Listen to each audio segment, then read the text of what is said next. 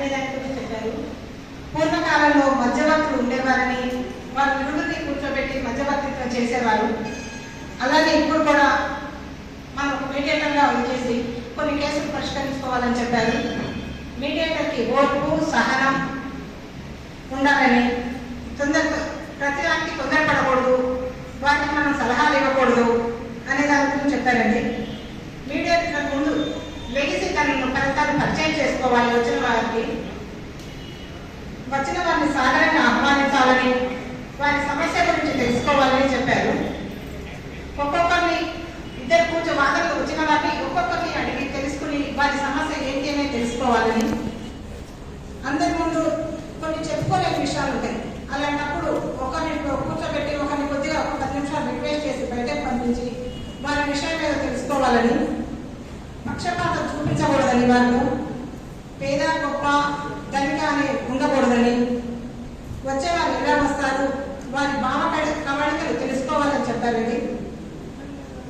వారి మాటలు విని మీడియేటర్ కొన్ని మనం అర్థం చేసుకోవాలని, వారికి మనం తగిన సూచన ఇవ్వకూడదు, వారిని సొంత నిర్ణయం మనం తీసుకోకూడదని చెప్పారు.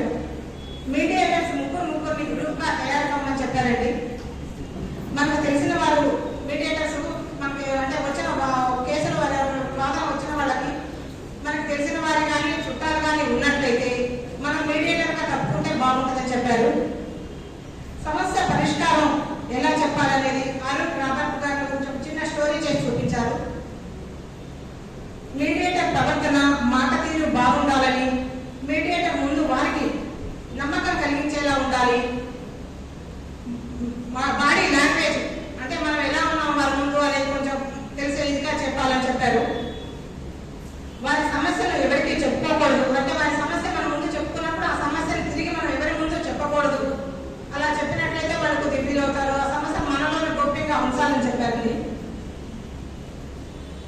మరియు పంచాక్షరి సార్ గారు మనం డబ్బు సంపాదించగలం కానీ పేరు సంపాదించలేము, ఆ పేరులోనే మనకు తృప్తి అనేది ఉంటుంది, డబ్బు అనేది మనకు పోతుంది అని చెప్పారు. మానవ సేవే మానవ సేవ అని, మనం మానవులకు సేవ చేస్తే అదే భగవంతునికి సేవ చేసినట్లు అని చెప్పారు.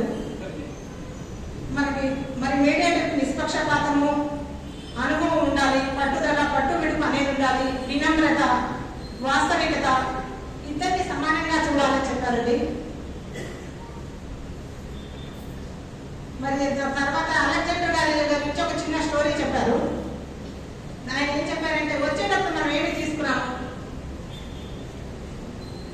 అని చెప్పారు. ఈ విషయాలు మాకు ఎన్నో చెప్పారు, వాటికి మాకు ఎన్నో తెలియని విషయాలు కూడా తెలిసి చెప్పారు. మాకు మీడియేటర్గా ఎలా ఉండాలి, ఎట్లా చేయాలి, మీడియేటర్గా మా బాధ్యతలు ఏంటి అని